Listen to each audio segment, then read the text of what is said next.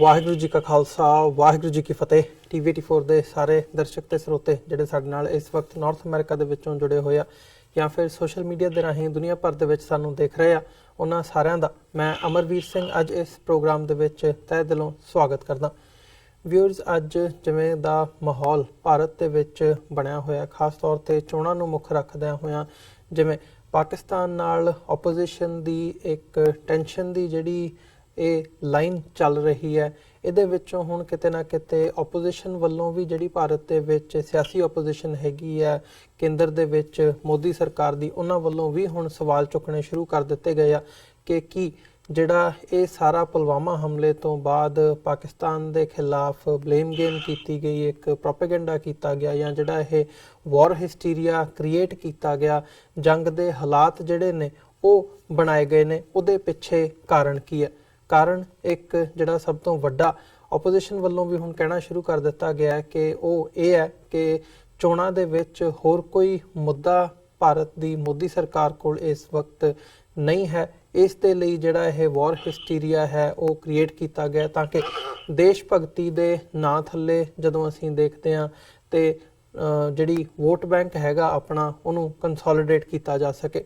ਸੋ ਜਿੱਥੇ ਪੰਜਾਬ ਦਾ ਇਹਦੇ ਵਿੱਚ ਵੱਖਰਾ ਪਰਸਪੈਕਟਿਵ ਹੈ, ਪੰਜਾਬ ਦੇ ਵਿੱਚੋਂ ਜਿਹੜੀਆਂ ਆਵਾਜ਼ਾਂ ਉੱਠ ਰਹੀਆਂ ਨੇ ਉਹ ਸਿਆਸੀ ਤੌਰ ਤੇ ਹੋਵੇ ਜਾਂ ਸੋਸ਼ਲ ਐਕਟਿਵਿਸਟਸ ਹੋਣ, ਉਹ ਜੰਗ ਦੇ ਖਿਲਾਫ ਨੇ ਇਸ ਵਕਤ, ਤੇ ਓਵਰਆਲ ਜਿਹੜਾ ਇਹ ਸਿਆਸੀ ਮਾਹੌਲ ਹੈ ਇਹਦੇ ਬਾਬਤ ਅੱਜ ਅਸੀਂ ਗੱਲਬਾਤ ਕਰਾਂਗੇ ਕਿ ਇਹਦੇ ਬਿਹਾਈਂਡ ਇਸ ਵਕਤ ਰੀਜ਼ਨਸ ਕੀ ਨੇ, ਜਿੱਥੇ ਇੰਟਰਨੈਸ਼ਨਲੀ ਪ੍ਰੈਸ਼ਰ ਵੀ ਬਣਿਆ ਹੋਇਆ ਦੋਵਾਂ ਮੁਲਕਾਂ ਦੇ ਉੱਤੇ, ਭਾਰਤ ਤੇ ਪਾਕਿਸਤਾਨ ਦੇ ਉੱਪਰ, ਕਿ ਇਹ ਜੰਗ ਦੇ ਜਿਹੜੇ ਹਾਲਾਤ ਨੇ ਇਹਨਾਂ ਨੂੰ ਖਤਮ ਕੀਤਾ ਜਾਵੇ, ਡੀਐਸਕੇਲੇਟ ਕੀਤਾ ਜਾਵੇ, ਤੇ ਉਹ ਕਿਤੇ ਨਾ ਕਿਤੇ ਇਸ ਵਕਤ ਡੀਐਸਕੇਲੇਟ ਹੁੰਦੇ ਨਜ਼ਰ ਆ ਰਹੇ ਨੇ। ਪਰ ਇਹ ਸਿਚੁਏਸ਼ਨ ਇੱਥੇ ਤੱਕ ਪਹੁੰਚੀ ਕਿਉਂ, ਉਹਦੇ ਜਿਹੜੇ ਕਾਰਨ ਨੇ ਉਹਨਾਂ ਬਾਰੇ ਵਿਚਾਰ ਚਰਚਾ ਕਰਨੀ ਵੀ ਜ਼ਰੂਰੀ ਹੈ।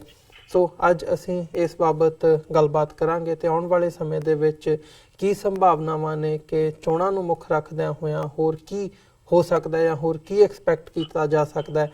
ਇਸ ਬਾਬਤ ਗੱਲਬਾਤ ਦੇ ਲਈ ਅੱਜ ਸਾਡੇ ਨਾਲ ਚੰਡੀਗੜ੍ਹ ਤੋਂ ਸਿੱਖ ਇਤਿਹਾਸਕਾਰ ਡਾਕਟਰ ਗੁਰਦਰਸ਼ਨ ਸਿੰਘ ਢਿੱਲੋਂ ਸਾਡੇ ਨਾਲ ਫੋਨ ਲਾਈਨ ਤੇ ਬਣੇ ਨੇ। ਆਓ ਉਹਨਾਂ ਨਾਲ ਮਿਲ ਕੇ ਅੱਜ ਦੀ ਵਿਚਾਰ ਚਰਚਾ ਦੀ ਸ਼ੁਰੂਆਤ ਕਰਦੇ ਹਾਂ। ਡਾਕਟਰ ਢਿੱਲੋਂ, ਤੁਹਾਡਾ ਸਵਾਗਤ ਹੈ ਜੀ। ਵਾਹਿਗੁਰੂ ਜੀ ਕਾ ਖਾਲਸਾ ਵਾਹਿਗੁਰੂ ਜੀ ਕੀ ਫਤਿਹ। ਡਾਕਟਰ ਸਾਹਿਬ, ਮੈਂ ਸ਼ੁਰੂਆਤ ਕਰਨੀ ਚਾਹੂੰਗਾ, ਤੁਸੀਂ ਇਸ ਇਸ਼ੂ ਦੇ ਉੱਤੇ ਅੱਜ ਪਹਿਲੀ ਵਾਰ ਸਾਡੇ ਨਾਲ ਰੂਬਰੂ ਹੋ ਰਹੇ ਹੋ, ਗੱਲਬਾਤ ਕਰ ਰਹੇ ਹੋ। ਤੁਸੀਂ ਕੀ ਸਮਝਦੇ ਹੋ ਕਿ ਜਿਵੇਂ ਹੁਣ ਪਹਿਲਾਂ ਇੰਟਰਨੈਸ਼ਨਲ ਮੀਡੀਆ ਵੱਲੋਂ ਵੀ ਇਹ ਗੱਲ ਕਹੀ ਗਈ ਹੈ ਵੀ ਜਿਹੜਾ ਹਮਲਾ ਹੋਇਆ ਵੀ ਕੀਤਾ ਵੀ 에ਅਰ ਸਟ੍ਰਾਈਕਸ, ਉਹਦੇ ਵਿੱਚ ਕੋਈ ਨਹੀਂ ਸੀ ਮਰਿਆ, ਜਿਹੜਾ ਕਿ ਆਫੀਸ਼ੀਅਲ ਤੌਰ ਤੇ ਦਾਅਵਾ ਕੀਤਾ ਗਿਆ ਸੀ ਇੰਡੀਅਨ ਸਾਈਡ ਵੱਲੋਂ ਕਿ ਉੱਥੇ 300 ਜਾਂ 350 ਅਸੀਂ ਜੈਸ਼ ਏ ਮੁਹੰਮਦ ਦੇ ਜਿਹੜੇ ਅੱਤਵਾਦੀ ਨੇ ਉਹ ਮਾਰ ਮੁਕਾਏ ਨੇ। ਸੋ ਡਾਇਰੈਕਟਲੀ ਇਹ ਸਵਾਲ ਉੱਠਦਾ ਹੈ ਕਿ ਕੀ ਸਿਰਫ ਤੇ ਸਿਰਫ ਇਹ ਇੱਕ ਚੋਣ ਸਟੰਟ ਹੈ, ਤੇ ਜਦੋਂ ਇੱਕ ਨੁਕਤੇ ਨੂੰ ਤੁਸੀਂ ਫੜਦੇ ਹੋ ਤੇ ਸਾਰੇ ਦਾ ਸਾਰਾ ਜਿਹੜਾ ਐਕਟ ਹੈਗਾ ਉਹਦੇ ਤੇ ਸਵਾਲੀਆ ਨਿਸ਼ਾਨ ਲੱਗ ਜਾਂਦਾ ਹੈ।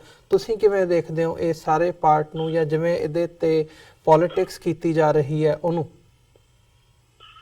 ਹਾਂਜੀ, ਮੈਂ ਤੁਹਾਡੇ ਰਾਹੀਂ ਤੁਹਾਨੂੰ ਤੇ ਤੁਹਾਡੇ ਸਰੋਤਿਆਂ ਨੂੰ ਸਤਿਕਾਰ ਸਹਿਤ ਫਤਿਹ ਅਰਜ਼ ਕਰ ਰਿਹਾ ਜੀ। ਵਾਹਿਗੁਰੂ ਜੀ ਕਾ ਖਾਲਸਾ ਵਾਹਿਗੁਰੂ ਜੀ ਕੀ ਫਤਿਹ ਜੀ। ਹਾਂਜੀ, ਗੱਲ ਇਹ ਆ ਜੀ, ਜਿਹੜਾ ਇਹ ਸਾਰਾ ਮਤਲਬ ਜੋ ਕੁਝ ਹੋ ਰਿਹਾ ਘਟਨਾਕ੍ਰਮ, ਉਹ ਮੋਦੀ ਤੇ ਮੋਦੀ ਦੀ ਪਾਰਟੀ ਵਾਲੇ ਕਰਵਾ ਰਹੇ ਆ ਜਾਣ ਬੁੱਝ ਕੇ, ਤਾਂ ਕਿ ਜਿਹਨਾਂ ਮੁੱਦਿਆਂ ਤੇ ਜਿਹੜੇ ਅਸਲੀ ਮੁੱਦੇ ਆ ਲੋਕਾਂ ਨੂੰ ਫੇਸ ਕਰ ਰਹੇ ਆ, ਜਿਸ ਤਰ੍ਹਾਂ ਨੌਕਰੀਆਂ ਦਾ ਮੁੱਦਾ ਹੈਗਾ ਜੀ। 45 ਸਾਲ ਦੇ ਅੰਦਰ ਇੰਨੀ ਅਨਐਮਪਲੋਇਮੈਂਟ ਹਿੰਦੁਸਤਾਨ ਦੇ ਵਿੱਚ ਨਹੀਂ ਹੋਈ ਜਿੰਨੀ ਇਸ ਰਜੀਮ 'ਚ ਹੋ ਗਈ ਆ, ਮੋਦੀ ਰਜੀਮ 'ਚ। ਪੌਣੇ 5 ਸਾਲਾਂ 'ਚ ਨੌਕਰੀਆਂ ਲੋਕਾਂ ਦੀਆਂ ਜਾਂਦੀਆਂ ਰਹੀਆਂ, ਪੜ੍ਹੇ ਲਿਖੇ ਬੱਚੇ, highly qualified, even PhDs, PN ਦੀਆਂ ਜੀ ਜਦ ਕਿ ਨੌਕਰੀਆਂ ਨਿਕਲਦੀਆਂ, ਲੋਕਾਂ ਦਾ ਆਪਸ ਦੇ ਵਿੱਚ ਖੂਨ ਖਰਾਬਾ ਹੋ ਜਾਂਦਾ ਉੱਥੇ ਐਪਲੀਕੇਸ਼ਨ ਦੇਣ ਲਈ। ਇਹ ਹਾਲਾਤ ਹਿੰਦੁਸਤਾਨ ਦੇ ਵਿੱਚ ਹੋਏ ਪਏ ਆ। ਇਹ ਸਭ ਤੋਂ ਅਹਿਮ ਤੇ ਗੰਭੀਰ ਮਸਲਾ। ਨੌਜਵਾਨ ਬੱਚੇ ਜਿਹੜੇ ਪੜ੍ਹਦੇ ਆ, ਇੰਨੀ ਮਿਹਨਤ ਕਰਦੇ ਆ, ਇੰਨਾ ਪੈਸਾ ਮਾਂ-ਬਾਪ ਦਾ ਖਰਚ ਹੁੰਦਾ, ਉਸ ਤੋਂ ਬਾਅਦ ਉਹਨਾਂ ਨੂੰ ਨੌਕਰੀ ਦੀ ਤਲਾਸ਼ ਦੇ ਵਿੱਚ ਦਰ-ਦਰ ਦੇ ਧੱਕੇ ਖਾਣੇ ਪੈਂਦੇ ਆ। ਜੀ ਔਰ ਜਿਹੜੀ ਡੀਮੋਨੇਟਾਈਜੇਸ਼ਨ ਸੀ, ਉਸ ਨੇ ਜਿਹੜੀ ਸੈਲਫ ਇੰਪਲਾਇਮੈਂਟ ਦੇ ਜਿਹੜੇ ਲੋਕ ਕਰਦੇ ਸੀ, ਬੜਾ ਅੱਛਾ ਰੁਜ਼ਗਾਰ ਆਪਣਾ ਕਰ ਰਹੇ ਸੀ, ਉਹ ਸਾਰੇ ਦੇ ਸਾਰੇ ਬੇਰੁਜ਼ਗਾਰ ਕਰ ਦਿੱਤੇ ਆ। ਇਤਨਾ ਜ਼ਿਆਦਾ ਭਿਆਨਕ ਅਸਰ ਲੋਕਾਂ ਦੇ ਉੱਤੇ ਹੋਇਆ ਕਿ ਲੋਕਾਂ ਦੀਆਂ ਨੌਕਰੀਆਂ ਜਾਂਦੀਆਂ ਰਹੀਆਂ, ਲੋਕਾਂ ਦੇ ਰੁਜ਼ਗਾਰ ਜਾਂਦੇ ਰਹੇ। ਜਿਹੜੀ ਮਿਡਲ ਕਲਾਸ ਆ ਫਸਟ ਹਿੱਟ ਹੋਈ ਆ ਉਸ ਚੀਜ਼ ਦੇ ਨਾਲ। ਪਰ ਇੱਕ ਫਾਇਦਾ ਹੋਇਆ ਕਿ ਮੋਦੀ ਤੇ ਮੋਦੀ ਦੇ ਜਿਹੜੇ ਪੈਰੋਕਾਰ ਆ ਉਹਨਾਂ ਨੇ ਆਪਣੀ ਬਲੈਕ ਮਨੀ ਵਾਈਟ ਕਰ ਲਈ ਜੀ। ਪਰਪਸ ਸਿਰਫ ਇੰਨਾ ਹੀ ਸੀ। ਹੁਣ ਉਸ ਦੇ ਉੱਤੇ GST ਲਾਤੀ। GST ਦੇ ਨਾਲ ਲੋਕਾਂ ਦਾ ਬਹੁਤ ਬੁਰਾ ਹਾਲ ਹੋ ਰਿਹਾ। ਸੋ ਮਚ ਸੋ ਜਿਹੜੇ ਲੋਕ ਸੀਨੀਅਰ ਸਿਟੀਜ਼ਨ ਆ, ਉਹ ਜੇ ਆਪਣੀ ਕਿਸੇ ਜਗ੍ਹਾ ਕੋਈ FD ਕਰਾਉਂਦੇ ਆ ਨਾ LIC ਵਗੈਰਾ ਦੇ ਵਿੱਚ, GST ਦੇ ਰਾਹੀਂ ਉਹਨਾਂ ਨੂੰ 2% ਪਹਿਲਾਂ ਸਰਕਾਰ ਨੂੰ ਦੇਣਾ ਪੈਂਦਾ। ਤਾਂ ਮਤਲਬ ਇਸ ਕਿਸਮ ਦੀਆਂ ਪਾਲਿਸੀਜ਼ ਇਸ ਮੁਲਕ ਦੇ ਵਿੱਚ ਇੰਟਰੋਡਿਊਸ ਕਰ ਦਿੱਤੀਆਂ, ਜਿਸ ਦੇ ਨਾਲ ਲੋਕਾਂ ਦੀ ਅਨਐਮਪਲੋਇਮੈਂਟ ਹੋ ਗਈ। ਸੈਲਫ ਜਿਹੜੇ ਇੰਪਲਾਇਡ ਲੋਕ ਸੀ ਉਹਨਾਂ ਦੇ ਰੁਜ਼ਗਾਰ ਜਾਂਦੇ ਰਹੇ। ਤਾਂ ਅੱਜ ਸਾਰੇ ਮੁਲਕ ਦੇ ਵਿੱਚ ਹਰ ਜਗ੍ਹਾ ਬੇਚੈਨੀ ਹੈ। ਔਰ ਉਸ ਬੇਚੈਨੀ ਦੇ ਉੱਪਰ ਉਸ ਨੂੰ ਡਾਇਵਰਟ ਕਰਨ ਲਈ ਜਿਹੜੇ ਫਾਰਮਰਸ ਆ ਉਹ ਡਿਸਟ੍ਰੈਸਡ ਹੈਗੇ ਆ ਜੀ। ਉਹਨਾਂ ਨੂੰ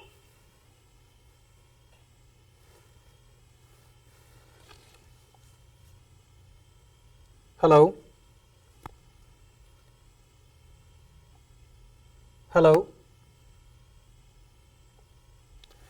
ਡਾਕਟਰ ਢਿੱਲੋਂ,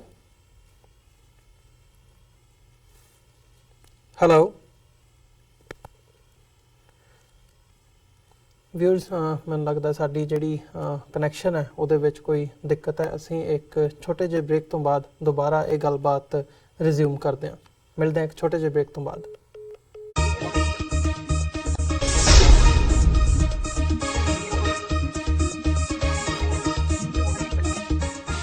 ਕੀ ਤੁਸੀਂ ਆਪਣੇ ਟੈਕਸਿਸ ਨੂੰ ਲੈ ਕੇ ਚਿੰਤਤ ਹੋ?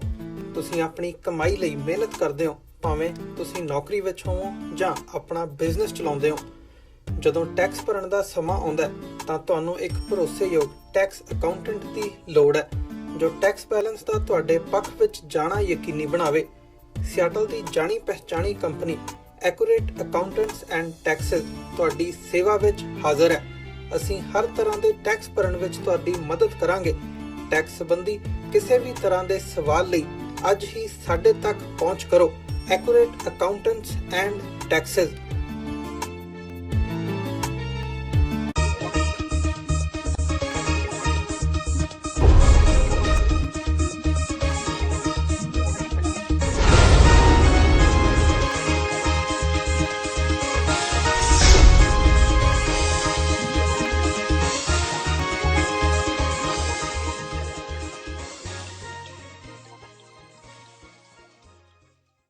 ਵਿਊਅਰਸ, ਬ੍ਰੇਕ ਤੋਂ ਬਾਅਦ ਤੁਹਾਡੇ ਸਾਰਿਆਂ ਦਾ ਸਵਾਗਤ ਹੈ। ਮਾਫੀ ਚਾਹੁੰਦੇ ਹਾਂ ਇਸ ਟੈਕਨੀਕਲ ਗਲਿਚ ਕਰਕੇ ਜਿਹੜੀ ਬ੍ਰੇਕ ਲੈਣੀ ਪਈ ਸੀ, ਕਮਰਸ਼ੀਅਲਸ ਤੇ ਜਾਣਾ ਪਿਆ ਸੀ। ਸੋ ਡਾਕਟਰ ਢਿੱਲੋਂ ਦੇ ਨਾਲ ਅਸੀਂ ਜਿਵੇਂ ਗੱਲਬਾਤ ਕਰ ਰਹੇ ਸੀ, ਇਹ ਸਾਰੀ ਜਿਹੜੀ ਭਾਰਤ ਤੇ ਪਾਕਿਸਤਾਨ ਦੇ ਵਿਚਾਲੇ ਸਥਿਤੀ ਬਣੀ ਹੋਈ ਹੈ, ਇਹਦੇ ਕਾਰਨਾਂ ਬਾਰੇ ਤੇ ਜਿਹੜੀ ਅੰਦਰੂਨੀ ਪੋਲਿਟਿਕਸ ਹੈਗੀ ਹੈ ਮੋਦੀ ਸਰਕਾਰ ਵੱਲੋਂ ਇਸ ਵਕਤ ਕਿਵੇਂ ਸਿਚੁਏਸ਼ਨ ਨੂੰ ਹੈਂਡਲ ਕੀਤਾ ਜਾ ਰਿਹਾ ਹੈ ਜਾਂ ਇਹਦੇ ਬਿਹਾਈਂਡ ਕਾਰਨ ਕੀ ਨੇ, ਆਉਣ ਵਾਲੇ ਸਮੇਂ ਦੇ ਵਿੱਚ ਕੀ ਹੋ ਸਕਦਾ, ਇਸ ਬਾਬਤ ਅਸੀਂ ਗੱਲਬਾਤ ਦੁਬਾਰਾ ਰਿਜ਼ਿਊਮ ਕਰਦੇ ਹਾਂ।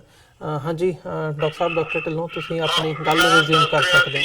ਵੀ ਸਾਰੇ ਮੁਲਕ ਦੇ ਵਿੱਚ ਬਹੁਤ ਜ਼ਿਆਦਾ ਬੇਚੈਨੀ ਹੈ, ਅਨਐਮਪਲੋਇਮੈਂਟ, ਇੰਡਸਟਰੀਅਲ ਗਰੋਥ ਹੋ ਨਹੀਂ ਰਹੀ, FDIs ਆ ਰਹੀ, ਫੋਰਨ ਡਾਇਰੈਕਟ ਇਨਵੈਸਟਮੈਂਟਸ ਜਿਹੜੀਆਂ ਆ ਨਹੀਂ ਰਹੀਆਂ, ਜਿਹੜੀਆਂ ਆਈਆਂ ਵੀ ਅਸੀਂ ਵਾਪਸ ਜਾ ਰਹੀਆਂ ਜੀ। ਤੋਂ ਇਸ ਕਿਸਮ ਦੇ ਹਾਲਾਤਾਂ ਦੇ ਵਿੱਚ ਲੋਕ ਬਹੁਤ ਜ਼ਿਆਦਾ ਪਰੇਸ਼ਾਨ ਆ, ਲੋਕ ਮਾਯੂਸ ਆ, ਲੋਕ ਸਰਕਾਰ ਦੇ ਖਿਲਾਫ ਆ।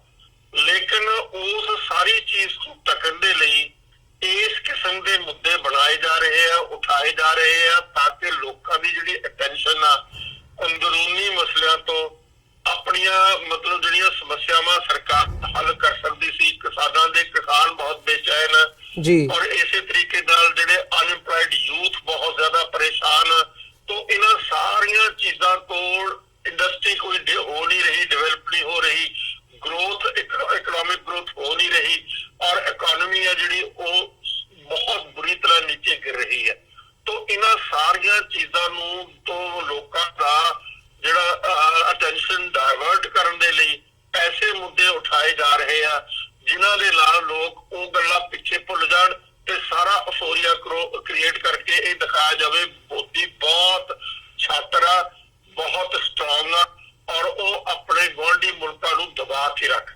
ਜੀ तो ये पुलवामा जी इवेंट हुई बड़ी मतलब बड़ी दर्दनाक दुखदाई इवेंट है जिहदे विच कोई 45 CRPF ਦੇ ਜਵਾਨ ਜਿਹੜੇ ਸੀ ਉਹ ਵਿਚਾਰੇ ਮਾਰੇ ਗਏ ਜੀ। तो उस तो बाद मोदी सरकार ने हवाई हमला किया तो उस हवाई हमले नूं बहुत ज्यादा प्रोजेक्ट करके दिखाने की कोशिश की गई ताकि मोदी साहब की आने वाली इलेक्शनां दे विच बल्ले बल्ले हो जाए ते वध तो वध सीटां जित के दोबारा फिर हिंदुस्तान की ताकत दे विच आके प्राइम मिनिस्टर विराजमान हो जाण हो जी। पर वो जिहड़ा झूठ उस उत्ते झूठ बोलिया गया जी 300 बंदे मारे गए उत्थे जिहड़े सी टैररिस्ट कई कहा 250 बंदे मारे गए पर हुण सारी गल निकल के साफ आ गई है। इंटरनेशनल एजेंसियां ने एक अज दा हुणे मैं आर्टिकल पढ़ रहा सी लीडिंग आर्टिकल है अजय सानी दा अज दे ट्रिब्यून दे विच जी। उसने सारी चीज खुल के लिख दी है भी वो टारगेट ते लग्या नहीं कोई 150 तो 200 मीटर दूर उत्थे जाके बंब गिरे है। तो इस किस्म दियां गल्लां मतलब फैलाइयां जा रही जिन्हां गल्लां दा कोई बुनियाद ही नहीं जिन्हां दे विच सारे दा सारा झूठ सारे दा हुण ये कहा जा रहा भी पहली बार असी अपने हमला चाहे हमले दे कोई नतीजे निकले या नहीं निकले पर असी पाकिस्तान दे अंदर तक चले गए हम जी। तो इस किस्म की प्रोजेक्शन दी जा रही है जिस दे नाल मतलब ये इमेज बन जाए भी मोदी ही है एक स्ट्रॉन्ग लीडर और मोदी ही ये सारा कुछ कर सकता दबा सकता अपने नेबर्स नू डोमिनेट कर सकता ये सारे रीजन नू।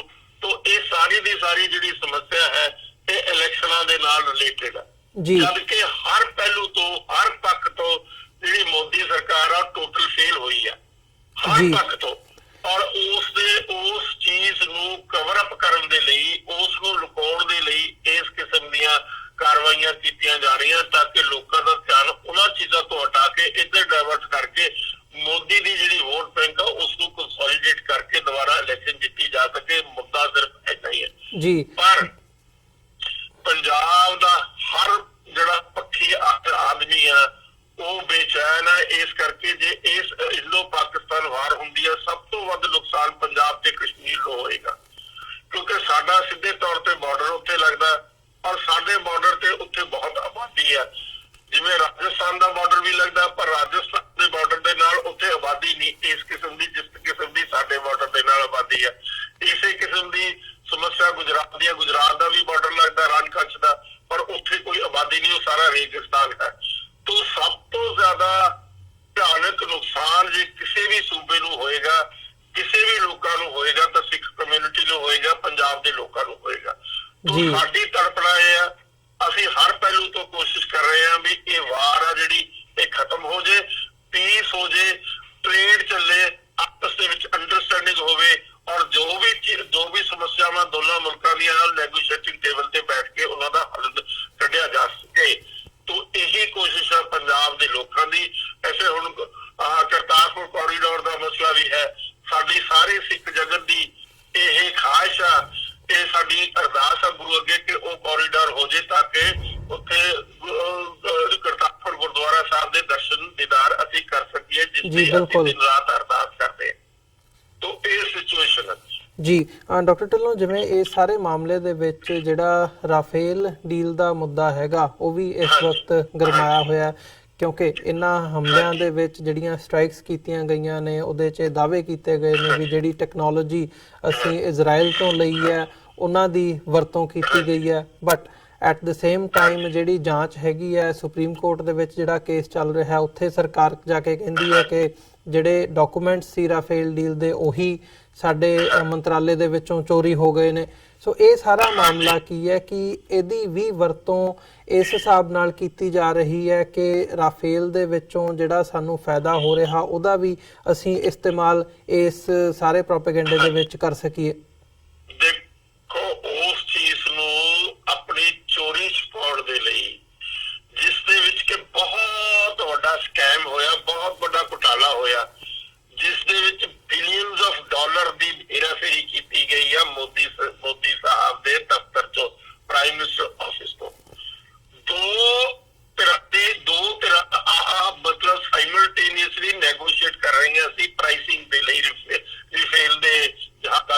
ਜੀ ਇੱਕ ਤਾਂ ਡਿਫੈਂਸ ਮਿਨਿਸਟਰੀ ਕਰ ਰਹੀ ਸੀ, ਇੱਕ ਪ੍ਰਾਈਮ ਮਿਨਿਸਟਰ ਆਫਿਸ ਕਰ ਰਿਹਾ ਸੀਗਾ।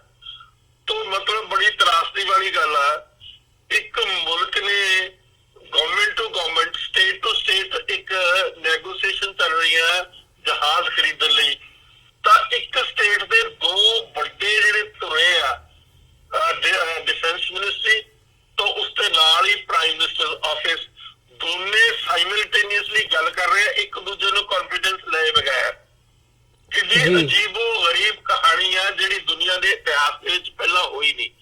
ਔਰ ਉਹ ਵੱਧ ਕੀਮਤ ਤੇ, ਬਹੁਤ ਜ਼ਿਆਦਾ ਵੱਧ 40% ਜ਼ਿਆਦਾ ਕੀਮਤ ਤੇ ਉਹ ਖਰੀਦੇ ਗਏ, ਜਿਨ੍ਹਾਂ ਦੇ ਨਾਲ ਮਤਲਬ $54 ਬਿਲੀਅਨ ਦਾ ਨੁਕਸਾਨ ਹੋਇਆ ਇਸ ਮੁਲਕ ਨੂੰ। ਔਰ ਉਹਦਾ ਬੈਨੀਫਿਟ ਦਿੱਤਾ ਗਿਆ ਅਨਿਲ ਅੰਬਾਨੀ ਨੂੰ, ਜਿਹੜਾ ਮੋਦੀ ਸਾਹਿਬ ਦਾ ਜ਼ਾਤੀ ਤੌਰ ਤੇ ਦੋਸਤ ਆ। ਹੁਣ ਸੁਪਰੀਮ ਕੋਰਟ ਦੇ ਵਿੱਚ ਇਹ ਕੇਸ ਚੱਲ ਰਿਹਾ ਔਰ ਉਸ ਦੇ ਵਿੱਚ ਪਲੀ ਲਿੱਤੀ ਗਈ ਆ ਸਰਕਾਰ ਨੇ ਵੀ ਸਾਡੇ ਜਿਹੜੇ ਡਿਫੈਂਸ ਮਿਨਿਸਟਰੀ ਦੇ ਕੁਝ ਡਾਕੂਮੈਂਟ ਆ ਉਹ ਚੋਰੀ ਹੋ ਗਿਆ। ਔਰ ਉਹਨਾਂ ਦੇ ਹਵਾਲੇ ਦੇ ਉੱਤੇ ਐਨ ਰਾਮ ਐਡੀਟਰ ਜਿਹੜੇ ਰਹੇ ਆ ਟ੍ਰਿਬਿਊਨ ਹਿੰਦੂ ਅਖਬਾਰ ਆ ਬੜਾ ਮਸ਼ਹੂਰ ਸਾਊਥ ਇੰਡੀਆ ਸਾਰੇ ਹਿੰਦੁਸਤਾਨ ਚੱਲਦਾ, ਜਿਹਦੀ ਬੜੀ ਕ੍ਰੈਡੀਬਿਲਿਟੀ ਮੰਨੀ ਜਾਂਦੀ ਆ, ਉਸ ਨੇ ਫਰਵਰੀ ਦੇ ਮਹੀਨੇ ਤੋਂ ਉਹ ਸਾਰੀਆਂ ਰੈਵੀਲੇਸ਼ਨ ਕੀਤੀਆਂ ਆਪਣੇ ਆਰਟੀਕਲ ਲਿਖ ਕੇ ਵੀ ਇਹ ਐਡਾ ਵੱਡਾ ਘੁਟਾਲਾ ਹੋਇਆ। ਹੁਣ ਉਸ ਦੇ ਉੱਤੇ ਮਾਨਹਾਨੀ ਦਾ ਕੇਸ ਕੀਤਾ ਜਾ ਰਿਹਾ ਵੀ ਉਸ ਨੇ ਇਹ ਚੀਜ਼ਾਂ ਚੋਰੀ ਕਰਵਾਈਆਂ ਔਰ ਚੋਰੀ ਕਰਵਾ ਕੇ ਉਹਨਾਂ ਦੀ ਇਨਫੋਰਮੇਸ਼ਨ ਲੀਕ ਕੀਤੀ ਆ ਜੀ। ਤੋਂ ਇਸ ਕਿਸਮ ਦੀ ਕਮੀਨਗੀ, ਇਸ ਕਿਸਮ ਦੇ ਛੋਟੇ ਪੱਧਰ ਤੇ ਆ ਕੇ ਸਰਕਾਰ ਇਹ ਕੰਮ ਕਰ ਰਹੀ ਆ। ਸਾਰੇ ਹਿੰਦੁਸਤਾਨ ਦੇ ਜਿੰਨੇ ਵੀ ਇੰਸਟੀਟਿਊਸ਼ਨਸ ਆ ਉਹ ਡਿਸਕ੍ਰੈਡਿਟ ਹੋ ਚੁੱਕੇ ਆ। CBI ਡਿਸਕ੍ਰੈਡਿਟ ਹੋ ਚੁੱਕੀ ਆ, ਜਿਹਦੇ ਵਿੱਚ ਤੁਸੀਂ ਪਿੱਛੇ ਦੇਖੇ ਆਪਸ ਦੇ ਵਿੱਚ ਕਿਸ ਤਰ੍ਹਾਂ ਲੜਾਈ ਝਗੜੇ ਹੋਏ ਆ। ਤੋਂ ਇਸੇ ਤਰੀਕੇ ਨਾਲ ਦੂਸਰੇ ਇੰਸਟੀਟਿਊਸ਼ਨ ਵੀ ਜਿਹੜੇ ਆ ਉਹ ਹਰਟ ਹੋ ਚੁੱਕੇ ਆ। ਤੋਂ ਇਸ ਕਿਸਮ ਦੀ ਤਰਾਸਦੀ ਆ ਇਸ ਮੁਲਕ ਦੀ, ਕਿਸੇ ਵੀ ਇੰਸਟੀਟਿਊਸ਼ਨ ਦਾ ਹੀ ਕੋਈ ਕ੍ਰੈਡੀਬਿਲਿਟੀ ਰਹੀ ਨਹੀਂ। ਲੋਕਾਂ ਦਾ ਵਿਸ਼ਵਾਸ ਸਾਰੇ ਇੰਸਟੀਟਿਊਸ਼ਨ ਤੋਂ ਟੁੱਟਦਾ ਜਾ ਰਿਹਾ ਦਿਨ ਬ ਦਿਨ। ਬੇਚੈਨੀ ਹੋ ਰਹੀ ਆ, ਲੋਕਾਂ 'ਚ ਫਰਸਟ੍ਰੇਸ਼ਨ ਆ, ਲੋਕਾਂ ਨੂੰ ਕੋਈ ਰਸਤਾ ਨਜ਼ਰ ਨਹੀਂ ਆਉਂਦਾ। ਪਰ ਮੋਦੀ ਸਾਹਿਬ ਆਪਣੀਆਂ ਖੇਡਾਂ ਖੇਡੀ ਜਾ ਰਹੇ ਆ ਕਸ਼ਮੀਰੀ ਬੱਚਿਆਂ ਦੇ ਉੱਤੇ, ਜਗ੍ਹਾ ਜਗ੍ਹਾ ਦੇ ਕਸ਼ਮੀਰੀ। ਹੁਣੇ ਲਖਨਊ ਦੇ ਵਿੱਚ ਦੋ ਕਸ਼ਮੀਰੀ ਜਿਹੜੇ ਵਿਚਾਰੇ ਛੋਟੇ ਮੋਟਾ ਵਪਾਰ ਕਰਦੇ ਸੀ ਫੁੱਟਪਾਥਾਂ ਤੇ ਬੈਠ ਕੇ, ਉਹ ਉੱਥੇ ਦੇ ਡਰਾਈ ਫਰੂਟ ਵੇਚਦੇ ਸੀ, ਉਹਨਾਂ ਨੂੰ ਬੁਰੀ ਤਰ੍ਹਾਂ ਬਜਰੰਗ ਦਲ ਤੇ ਹਿੰਦੂ ਮਹਾਸਭਾ ਤੇ BJP ਵਾਲਿਆਂ ਨੇ ਕੁੱਟਿਆ ਐਲਾਨੀਆ ਤੌਰ ਦੇ ਉੱਤੇ। ਔਰ ਉਹ ਬੜੇ BJP ਦੇ ਕਾਰਨ ਕੋਲ ਤੋਂ ਇਸ ਕਿਸਮ ਦੀ ਪੋਲਰਾਈਜੇਸ਼ਨ ਕੀਤੀ ਜਾ ਰਹੀ ਹੈ ਤਾਂ ਕਿ ਮਤਲਬ ਬੱਲੇ ਬੱਲੇ ਹੋ ਜਾਵੇ ਮੋਦੀ ਸਾਹਿਬ ਦੀ, ਬਾਕੀ ਚਾਹੇ ਦੁਨੀਆ ਦਾ ਘਾਣ ਹੋ ਜਾਏ, ਦੁਨੀਆ ਦਾ ਸੱਤਿਆਨਾਸ਼ ਹੋ ਗਏ, ਦੁਨੀਆ ਦੇ ਵਿੱਚ ਜੋ ਵੀ ਬੇਚੈਨੀ ਆ ਪਈ ਆ ਉਦੋਂ ਵੀ ਵੱਧ ਪੈ ਜਾਵੇ ਜੀ। ਇਸ ਕਿਸਮ ਦੇ ਹਾਲਾਤ ਇਸ ਮੁਲਕ ਦੇ ਚੱਲ ਰਹੇ। ਡਾਕਟਰ ਸਾਹਿਬ, ਜੇ ਅਖੀਰ ਦੇ ਵਿੱਚ ਦੇਖਣਾ ਹੋਵੇ ਜਿਹੜੇ ਹਾਲਾਤ ਇਸ ਵਕਤ ਬਣੇ ਹੋਏ ਆ, ਜਿਵੇਂ ਅਸੀਂ ਦੇਖਦੇ ਹਾਂ ਕਿ ਜਿਹੜਾ ਇਹ ਸਾਰਾ ਪ੍ਰੋਪੇਗੈਂਡਾ ਕੀਤਾ ਜਾ ਰਿਹਾ ਹੈ ਇਹ ਐਕਸਪੋਜ਼ ਵੀ ਹੋਇਆ। ਹੁਣ ਜਿਹੜੀ ਭਾਰਤ ਦੇ ਵਿੱਚ ਆਪੋਜੀਸ਼ਨ ਲੀਡਰਸ਼ਿਪ ਹੈਗੀ ਹੈ, ਰਾਹੁਲ ਗਾਂਧੀ ਤੋਂ ਲੈ ਕੇ ਮਮਤਾ ਬੈਨਰਜੀ ਤੱਕ, ਉਹਨਾਂ ਨੇ ਵੀ ਇਹਦੇ ਤੇ ਸਵਾਲੀਆ ਨਿਸ਼ਾਨ ਲਾਇਆ ਤੇ ਹਾਲਾਂਕਿ ਮੋਦੀ ਸਰਕਾਰ ਇਸ ਸਾਰੇ ਪਾਰਟ ਤੋਂ ਇਨਕਾਰੀ ਹੈ। ਬਟ ਆਉਣ ਵਾਲੇ ਸਮੇਂ ਦੇ ਵਿੱਚ ਹੁਣ ਚੋਣਾਂ ਬੜੀਆਂ ਨੇੜੇ ਨੇ, ਉਹਦੇ ਵਿੱਚ ਤੁਸੀਂ ਕੀ ਸਿਚੁਏਸ਼ਨ ਬਣਦੀ ਦੇਖਦੇ ਹੋ? ਇਹਦਾ ਫਾਇਦਾ ਹੋ ਸਕਦਾ ਹੈ, ਨੁਕਸਾਨ ਹੋ ਸਕਦਾ ਹੈ ਮੋਦੀ ਸਰਕਾਰ ਨੂੰ, ਜਾਂ ਜਿਹੜਾ ਉਹਨਾਂ ਦਾ ਵੋਟ ਬੈਂਕ ਹੈਗਾ ਜਿਹਨੂੰ ਉਹ ਟਾਰਗੇਟ ਕਰਨ ਦੀ ਤਾਕ ਦੇ ਵਿੱਚ ਨੇ, ਕੋਸ਼ਿਸ਼ ਹੈਗੀ ਹੈ ਉਹਨਾਂ ਦੀ, ਉਸ ਬਾਬਤ ਕੀ ਸਮਝਦੇ ਹੋ? ਉਹ ਕਿੰਨਾ ਕਿੱਧਰ ਨੂੰ ਭੁਗਤ ਸਕਦਾ ਹੈ? ਦੇਖੋ, ਜਿਹੜੇ ਹਿੰਦੂ ਬੈਲਟ ਦੇ 3 ਸਟੇਟਾਂ ਹੈਗੀਆਂ, ਰਾਜਸਥਾਨ, ਛੱਤੀਸਗੜ੍ਹ ਤੇ ਮੱਧ ਪ੍ਰਦੇਸ਼, ਇਹਨਾਂ 'ਚ ਮੱਧ ਪ੍ਰਦੇਸ਼ ਤੇ ਰਾਜਸਥਾਨ ਵੱਡੀਆਂ ਸਟੇਟਾਂ, ਛੱਤੀਸਗੜ੍ਹ ਛੋਟੀ ਸਟੇਟ ਆ ਕੰਪੈਰੀਟਿਵਲੀ। ਉਹਨਾਂ ਤਿੰਨਾਂ ਦੇ ਵਿੱਚ ਸਟੇਟ ਅਸੈਂਬਲੀਆਂ ਦੇ ਵਿੱਚ ਕਾਂਗਰਸ ਤਾਕਤ 'ਚ ਆ ਗਈ ਆ। ਤੋਂ ਇਹ ਇੱਕ ਬੜਾ ਇੰਡੀਕੇਸ਼ਨ ਆ ਕਿ ਜਿਹੜੇ ਲੋਕਾਂ ਦੀ ਬੇਚੈਨੀ ਇਸ ਕਦਰ ਤੱਕ ਪਹੁੰਚ ਚੁੱਕੀ ਆ ਕਿ ਇਹ ਜਿਹੜੇ ਜੁਮਲੇ ਮੋਦੀ ਸਾਹਿਬ ਮਾਰ ਰਹੇ ਆ, ਉਹਨਾਂ ਜੁਮਲਿਆਂ ਦਾ ਕੋਈ ਅਸਰ ਪਾਉਣ ਵਾਲਾ ਨਹੀਂ ਲੋਕਾਂ ਦੇ ਮਨਾਂ ਦੇ ਉੱਤੇ।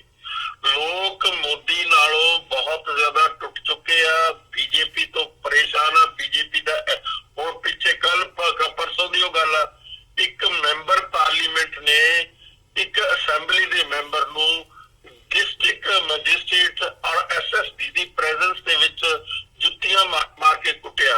ਜਿਹੜਾ MP ਸੀਗਾ ਉਹ ਉੱਪਰਲੀ ਜਾਤੀ ਦਾ ਸੀ, ਜਿਹੜਾ ਵਿਚਾਰਾ MLA ਸੀ ਉਹ ਛੋਟੀ ਜਾਤ ਦਾ ਸੀ।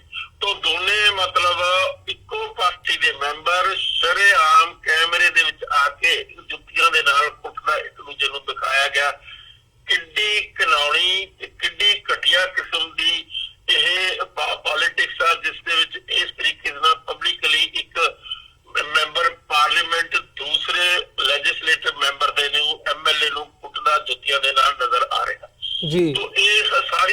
ਬੇਚੈਨੀ, ਇਨਡਿਸਪਲਿਨ ਸਾਰੇ ਪਾਸੇ ਫੈਲਿਆ ਹੋਇਆ।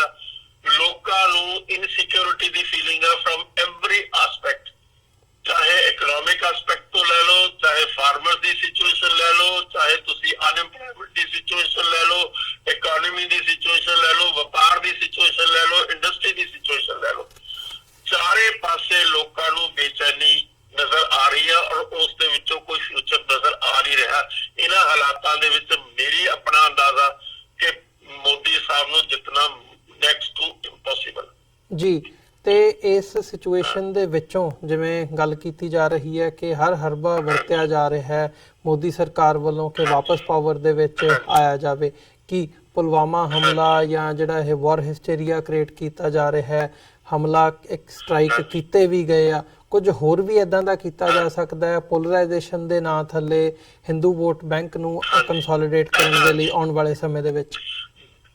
ਦੇਖੋ ਜੀ, ਕੁਝ ਵੀ ਕਰ ਸਕਦੇ ਆ।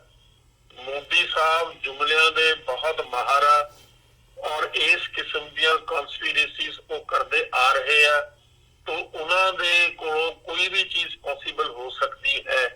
ਤਾਂ ਇਸ ਕਰਕੇ we have to keep our fingers crossed ਜੀ। ਅਸੀਂ ਕੁਝ ਅੰਦਾਜ਼ਾ ਨਹੀਂ ਲਾ ਸਕਦੇ ਵੀ ਕੀ ਕਰ ਸਕਦੇ ਆ, ਪਰ ਕੁਝ ਵੀ ਕਰ ਸਕਦੇ ਆ। ਕਿਸੇ ਹੱਦ ਤੱਕ ਵੀ ਜਾ ਸਕਦੇ ਆ ਆਪਣੀ ਤਾਕਤ ਨੂੰ ਬਰਕਰਾਰ ਰੱਖਣ ਦੇ ਲਈ ਸੈਂਟਰ ਦੇ ਵਿੱਚ, ਕਿਉਂਕਿ ਇਹਨਾਂ ਦੀ ਰਜੀਮ ਦੇ ਅੰਦਰ ਐਸੇ ਘੁਟਾਲੇ ਹੋਏ ਆ ਜਿਨ੍ਹਾਂ ਦਾ ਪਰਦਾ ਫਾਸ਼ ਤभी ਹੋਏਗਾ ਜਦੋਂ ਇਹ ਤਾਕਤ ਤੋਂ ਬਾਹਰ ਹੋ ਜਾਣਗੇ। ਤਾਂ ਇਸ ਕਰਕੇ ਉਹ ਹਰ ਹੀਲੇ ਤੇ ਹਰ ਕੀਮਤ ਤੇ ਤਾਕਤ ਦੇ ਵਿੱਚ ਰਹਿਣਾ ਚਾਹੁੰਦੇ ਜੀ, ਤਾਂ ਕਿ ਉਹਨਾਂ ਦੇ ਗੁਨਾਹ, ਉਹਨਾਂ ਦੇ ਜੋ ਘੁਟਾਲੇ ਕੀਤੇ ਆ, ਜੋ ਹੇਰਾ ਫੇਰੀਆਂ, ਠੱਗੀਆਂ ਟੁੱਕੀਆਂ, ਲੋਕਾਂ ਨੂੰ ਗੁੰਮਰਾਹ ਕੀਤਾ, ਉਹ ਸਾਰਾ ਨੰਗਾ ਨਾ ਹੋ ਜਾਏ। ਇਸ ਕਰਕੇ ਉਹ ਹਰ ਕੀਮਤ ਤੇ ਪਾਵਰ 'ਚ ਰਹਿਣਾ ਚਾਹੁੰਦੇ ਆ ਹਿੰਦੁਸਤਾਨ ਦੇ ਜੀ। ਡਾਕਟਰ ਢਿੱਲੋਂ, ਤੁਹਾਡਾ ਬਹੁਤ ਬਹੁਤ ਧੰਨਵਾਦ, ਤੁਸੀਂ ਆਪਣਾ ਸਮਾਂ ਕੱਢਿਆ ਤੇ ਸਾਡੇ ਨਾਲ ਇਹ ਸਾਰੇ ਇਸ਼ੂ ਦੇ ਉੱਤੇ ਵਿਚਾਰਾਂ ਦੀ ਸਾਂਝ ਪਾਈ ਹੈ। ਅੱਜ ਦੇ ਸ਼ੋਅ ਦੇ ਵਿੱਚ ਇੱਥੇ ਹੀ ਇਜਾਜ਼ਤ ਚਾਹਾਂਗੇ ਜੀ। ਬਹੁਤ ਬਹੁਤ ਧੰਨਵਾਦ। ਫਤਿਹ ਦੀ ਸਾਂਝ ਪਾਈ ਹੈ ਅੰਤ ਦੇ ਵਿੱਚ। ਵਾਹਿਗੁਰੂ ਜੀ ਕਾ ਖਾਲਸਾ, ਵਾਹਿਗੁਰੂ ਜੀ ਕੀ ਫਤਿਹ ਜੀ।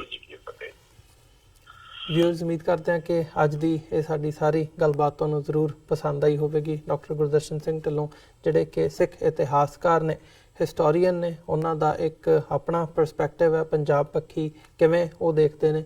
ਉਮੀਦ ਕਰਦੇ ਹਾਂ ਇਹ ਗੱਲਬਾਤ ਤੁਹਾਨੂੰ ਜ਼ਰੂਰ ਪਸੰਦ ਆਈ ਹੋਵੇਗੀ। ਸੋ ਜਾਂਦੇ ਜਾਂਦੇ ਤੁਹਾਡੇ ਚਰਨਾਂ ਦੇ ਵਿੱਚ ਬੇਨਤੀ ਵੀ ਕਰਦੇ ਹਾਂ ਕਿ ਇਸ ਪਲੇਟਫਾਰਮ ਨੂੰ ਅੱਗੇ ਵਧਾਉਣ ਦੇ ਲਈ ਸਾਨੂੰ ਤੁਹਾਡੀ ਸਹਾਇਤਾ ਦੀ ਲੋੜ ਹੈ।